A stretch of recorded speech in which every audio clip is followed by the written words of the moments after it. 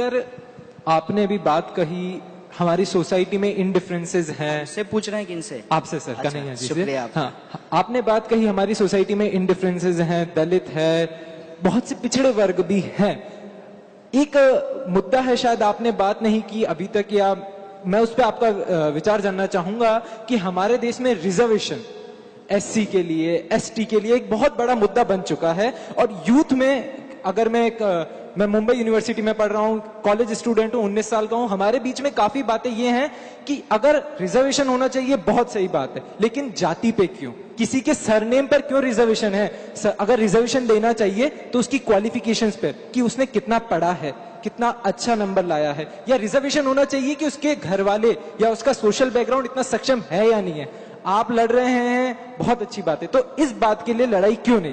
दूसरी चीज मैं आपसे पूछना चाहूंगा, आज आप पूरे देश में स्टूडेंट पॉलिटिक्स का एक चेहरा बन चुके हैं। अगर स्टूडेंट, कोई भी यूनियन स्टूडेंट पॉलिटिक्स में अगर कोई देख रहा है तो वो आपका एक चेहरा देख रहा है। तो आप मेन स्ट्रीम पॉलिटिक्स में आना चाहेंगे या नहीं आना चाहेंगे? एक क्वेश्चन और है, मुंबई यूनिवर्सिटी, दो काफी, please sir, this is last question. Mumbai में स्टूडेंट पॉलिटिक्स एक तरीके से बंद है, तो इसके लिए क्या आप कुछ करना चाहेंगे? क्योंकि आपका मानना है कि स्टूडेंट पॉलिटिक्स होना बहुत जरूरी है, तो आप इसके लिए अगर कुछ करना चाहेंगे तो वो सवाल। Thank you. देखिए, आपके सवाल बहुत अच्छे हैं, पता नहीं जवाब अच्छा लगेगा कि नहीं। देखिए, एक बात तो समझिए, जब हम रिजर्वेशन की बात करते हैं तो होना चाहिए कि नहीं होना चाहिए, इसको समझने के लिए थोड़ा हमको ये देखना पड़ेगा कि क्या सरकार के द्वारा संवैधानिक प्रावधानों से दिए गए रिजर्वेशन के अलावे इस देश में कोई अप्रत्यक्ष रिजर्वेशन काम करता है कि नहीं करता है। सबसे पहले इसको समझिए। मसलन चलिए कल सर्वे करेंगे आपके साथ, ये जितना भी नाली साफ करने का काम करते हैं ना, उसमें खोज के बताइएगा मुझे कि कौन जाति के कितने लोग हैं। और दूसरा, मंदिर का जो पुजारी होता है ना, उसका भी एक कास्ट एनालिसिस करेंगे और पूछेंगे कि उसमें किस जाति के कितने लोग हैं। और तीसरा, थर्ड फॉर्म में आपको बताता हूं कि आप में और हम में ऐसी कौन सी कमी है और माननीय अंबानी जी के सुपुत्र में ऐसा कौन सा गुण है कि वो पैदा होते ही अरबपति होते हैं और हम जो है तरसते रहते हैं दो जून रोटी के लिए भी। क्या ये कोई रिजर्वेशन है कि नहीं है? इसको समझने की कोशिश कीजिएगा, तब आपको ये लगेगा कि रिजर्वेशन दरअसल सोसाइटी के अंदर जो ऑलरेडी इनइक्वलिटी है ना, उसको खत्म करने के लिए है। ऐसा नहीं है कि उससे कोई और इनइक्वलिटी सोसाइटी में पैदा करना है। लेकिन पैदा कैसे हो जाता है? पैदा इसलिए हो जाता है कि जिसको रिजर्वेशन का लाभ मिला है उसको पॉइंट आउट करके हम बताते हैं कि देखो, इसको रिजर्वेशन देने की क्या जरूरत है। चलिए इस आंकड़े पे भी बात कर लेंगे। हम पूछते हैं कि जब इस देश के अंदर मात्र 2% जॉब जो है वो सरकारी संस्थानों में है, 98% जॉब जो है वो प्राइवेट संस्थानों में है, और प्राइवेट संस्थानों में कोई रिजर्वेशन नहीं है, तो मुझे बताइए कि रिजर्वेशन से इनइक्वलिटी कैसे आ रही है। रही बात कि कास्ट के आधार पे क्यों, उसका एक कारण मैं आपको बताता हूं कि हिंदुस्तान में रिजर्वेशन जो दिया गया वो इकोनॉमिक आधार पे नहीं दिया गया, सोशल और एजुकेशनल बैकवर्डनेस के आधार पे दिया गया। कारण क्या था कि मान लीजिए कि मैं दलित हूं और मैं आईएएस बन गया हूं, हमारे दफ्तर में जब आएंगे कोई साहब जो दलित नहीं है, वो वहां प्रणाम तो उनको करना पड़ेगा, लेकिन निकलते निकलते जाति सूचक गाली दे करके जाएंगे। क्या आज भी बेटी रोटी के संबंध जिसकी मैं बात कर रहा था वो फ्रीक्वेंटली समाज के अंदर बन रहे हैं? अगर नहीं बन रहे हैं तो क्या हमको ये जो ऑनर किलिंग होता है, कुछ लोगों की किताब बैन कर दी जाती है, कुछ लोग जो खास जाति से आते हैं उनको यूनिवर्सिटी से बाहर कर दिया जाता है, उनकी माँ बहनों के साथ बलात्कार कर दिया जाता है, तो जो हम एक इक्वल सोसाइटी बनाने की बात करते हैं उसको हम कैसे बनाएंगे? हमको लगता है, मैं समझता हूँ कि एक जो लाइन खिंची हुई है ना, जिसमें डायनेस्टी से लोग जो है अरबपति पैदा होते हैं, लीडर पैदा होते हैं, उनके पास एक बैकग्राउंड होता है, बहुत धड़ाधड़ अंग्रेजी बोलते हैं, लेकिन उसके अलावे भी एक बहुत बड़ा हिस्सा है जो इसी समाज का है, उसको कैसे हम मुख्य धारा में लाएंगे? तो एक जो लाइन खिंची हुई है ना, उस लाइन के बराबर जो है एक बड़ी लाइन खींचेंगे। ये रिजर्वेशन की कोशिश थी।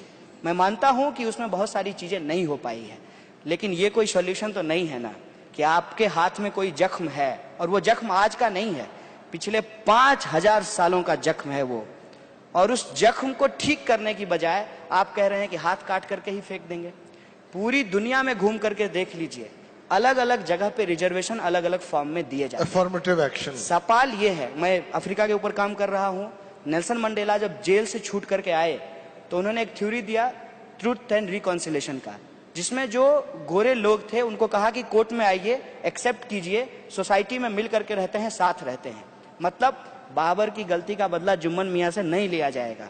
मेरे बाप दादा ने दलितों के साथ क्या किया, इस आधार पे ब्राह्मणों के साथ डिस्क्रिमिनेशन नहीं किया जाएगा। और जो ब्राह्मणवाद शब्द का इस्तेमाल किया जाता है, जिसको बार बार भीमराव अम्बेडकर बोलते थे, वो किसी जाति के खिलाफ नहीं है, वो उस मानसिकता के खिलाफ है। और उस मानसिकता के चलते ये हुआ है, आप उत्तर प्रदेश जाकर के देखिए, जाटव जो हैं वो नॉन जाटव में शादी नहीं करते हैं, जबकि वो दोनों दलित हैं। तो ये जो मानसिकता है हायरार्की वाली, जो आपको हमसे अलग करता है, उस मानसिकता पे चोट करने की जरूरत है। और जब तक आप कोई मेटेरियलिस्टिक चेंज नहीं लाएंगे सोसाइटी के अंदर, तो ये सिर्फ आदर्शवादी कामना करने से ये समाज में लागू नहीं होता है। आज एफर्मेटिव एक्शन के चलते बहुत सारे ऐसे लोग हैं जो ब्यूरोक्रेसी में गए, एकेडमिक्स में आए और उन्होंने सोसाइटी के अंदर कंट्रीब्यूट किया। और वो जो एसर्शन है, उस एसर्शन के चलते ही आज हम ऐसे माहौल में रिजर्वेशन के ऊपर चर्चा कर पा रहे हैं। तो ये सोसाइटी को ट्रांसफॉर्म करने के लिए जरूरी होता है। दूसरा सवाल जो आप कह रहे हैं कि आप राजनीति में आएंगे कि क्या करेंगे, मैं समझता हूं कि मेरे पैदा होने से पहले ही मेरे साथ राजनीति शुरू हो गई थी। देश ने के अंदर जो सरकार थी उस वक्त, वेलफेयर स्टेट के कॉन्सेप्ट के आधार पे हर गर्भवती महिला को पोलियो का टीका नहीं लगाई होती तो हो सकता है कि मैं पोलियो ग्रस्त पैदा होता। तो आपका पैदा होने से पहले ही आपके साथ राजनीति शुरू कर लेती है। ये आपके ऊपर है कि कब आप निर्भर करते हैं कि आप सेंटर ऑफ द स्टेज हैं। अगर आप नहीं हैं तो आपको उसी मार्जिनाइजेशन के खिलाफ सेंटर ऑफ द स्टेज बनने की जरूरत है।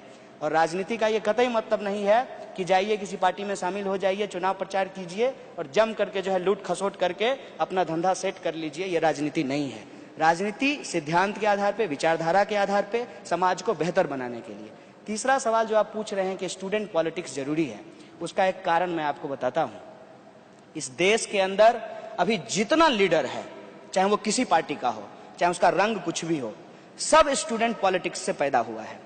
लेकिन उसको अगर आप कहेंगे कि स्टूडेंट पॉलिटिक्स करना चाहिए, तो कहेगा नहीं, पढ़ाई लिखाई करना चाहिए, क्या जरूरी है राजनीति में जाने की।